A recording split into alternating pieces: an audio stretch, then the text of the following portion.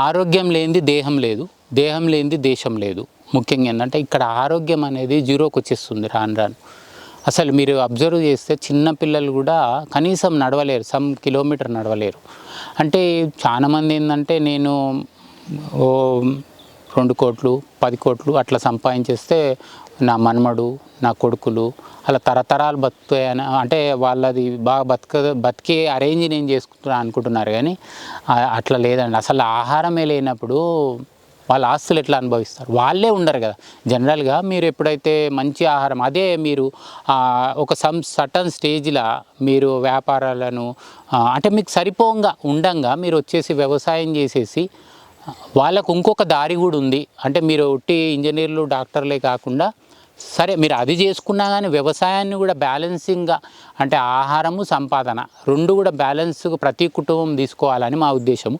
అట్లనే మీరు వ్యవసాయం చేసుకుంటా మీ ఆరోగ్యాన్ని డెవలప్ చేసుకుంటా ఇదొక దారి అన్నట్టు మీరు చేస్తే వాళ్ళకి ఇంకా ఈజీ ఉంటుంది. ఇప్పుడు కొంతమంది ఎట్లా అంటే తండ్రులు ఒప్పుకోరు, నేను అంత బాగా చేశాను, నేను ఎంత చేసి లాస్ అయిపోయినా మీరు ఎందుకు రావద్దని చాలామంది కోప్పడే వాళ్ళు ఉంటారు. వాళ్ళకు ఇబ్బంది అయితే కొడుకులకు, ఎందుకంటే మళ్ళీ వాళ్ళందరి కుటుంబాన్ని ఎదుర్కోవాలి, వాళ్ళని ఒప్పియాలి, భార్యను ఒప్పియాలి, మళ్ళా రిలేషన్ ముఖ్యంగా వ్యవసాయం చేస్తా అంటే వెలేసినట్టు చూస్తారు వాళ్ళు. అంటే మనం ఏంటంటే ప్రాపర్గా అన్నిటికీ అటెండ్ కాలేం. ముఖ్యంగా ఏంటంటే మనకి ఇవన్నీ ఆవులు ఉండే కోళ్ళు ఉండే పొలం ఇవన్నీ పెట్టి అటు రావాలంటే ఇబ్బంది. కాబట్టి రిలేషన్ ఎట్లా, ఇప్పుడు నేను ఎట్లా రిలేషన్ తీసుకున్నానంటే నా భావజాలానికి తగ్గట్టు ప్రకృతిని ఎవరు ఇష్టపడతారో ఆ రిలేషన్ మెయింటైన్ చేసుకున్నాను. నాకు ఆ రిలేషన్ కావాలని ఏం లేదు. అట్లా నాకు రిలేషను ఉంది, అంటే వ్యవసాయ సంబంధించిన రిలేషన్ ఉంది, నేను కూడా చక్కగా చేసుకుంటున్నాను. దయచేసి ఏంటంటే డబ్బులకు ఎంతైతే ఇంపార్టెన్స్ ఇస్తున్నారో వ్యవసాయానికి కూడా ప్రతి ఒక్కరు, ఇక్కడ ఆరోగ్యం కావాలంటే ప్రతి ఒక్కరు కూడా వ్యవసాయంలోకి రావాల్సిందే. లేకపోతే చాలా గడ్డు రోజులు ఎదుర్కొంటాయి. ఉట్టి డబ్బు ప్రమేయంతో ఇప్పుడంతా చదువంతా డబ్బు గురించి డబ్బు సంపాదించడానికి వెళ్తుంది. కాబట్టి పిల్లల్ని కూడా ఏంటంటే మీకు తక్షణం మీరు నిర్ణయం తీసుకోకుండా మేము చెప్పే వాళ్ళది ఏంటంటే ఉన్న పలంగా జాబులు వదులుకొని రాకండి. ఫస్ట్ ఏంటంటే ఒక ప్లాన్ ఏర్పాటు చేసుకోండి. ఫస్ట్ ఏంది, చాలామంది జనరల్గా ఏంటంటే సిటీలో ఓ ఇల్లు కట్టుకోవాలి, 2-3 కోట్లు పెట్టి ఇల్లు కట్టుకోవాలి, కార్లు కొనుక్కోవాలి, సమ్ నీడ్స్ ఇంకా ఇంటర్ డెకరేషన్ వీటికి వాళ్ళ గోల్ ఉంటుంది జనరల్గా.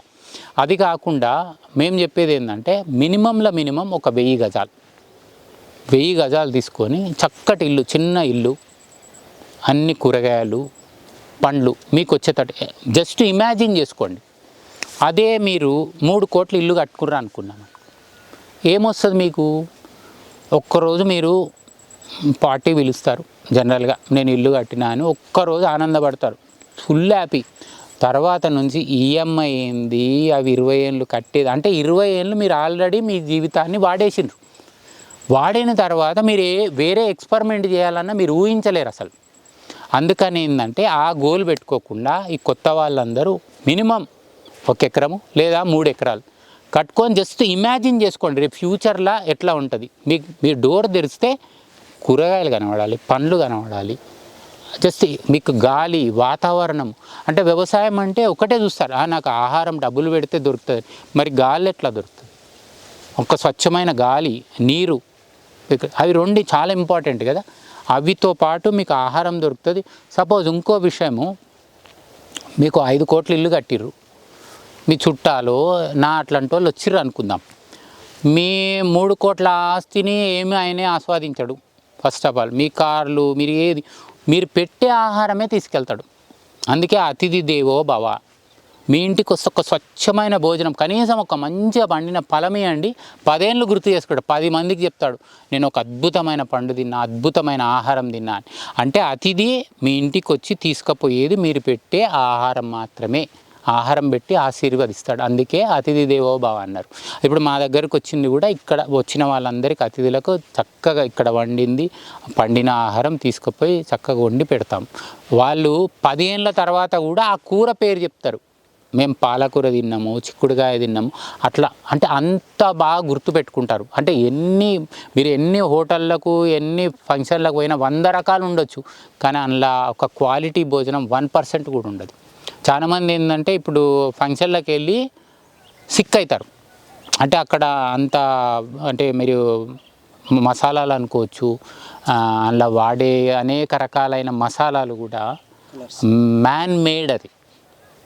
అట్లాంటివి తిని కాబట్టి ఏంటంటే ఫంక్షన్లో తినకపోవడమే ఉత్తమం. అంటే మేము స్టడీ చేసిన దాన్ని బట్టి చక్కగా వండుకోవాలి. అంటే వాళ్ళు కూడా మారాలి. ఇప్పుడు ఏదన్నా ఫంక్షన్ చేయాలన్నా కొంతమందిని పిలుచుకొని దగ్గర సహజంగా వండిన ఆహారం వండి పెట్టగలిగితే చాలా అద్భుతంగా ఉంటుంది. ఇంకో విషయం ముఖ్యంగా చెప్పాలంటే, మీ పిల్లల పెళ్ళిళ్ళకు డబ్బులు ఇవన్నీ ఎట్లా సమకూర్చుకుంటారు అంటే ఒకటి వస్తూనే ఉంటాయి. ఇలా వ్యవసాయం అంటే మీరు ఎట్లా ఆర్థికంగా నిలదొక్కుంటారు ఎట్లా, నేను ఒకటే చెప్తానంటే పెళ్ళిళ్ళు అనేది ఆర్భాటంగా చేయకుండా, ఇప్పుడు మా పాప కూడా మ్యారేజ్కి ఉంది, నేను ఇక్కడ వండిన దాంతో ఒక 100 మందికి మన దగ్గరే పొలం ముందు మంచిగా టెంటు అవన్నీ ఇక్కడ, ఇప్పుడు కొబ్బరి మట్టలు, నేను ప్రకృతిని వాడుకొని సహజంగా నేను పెళ్ళి చేస్తా.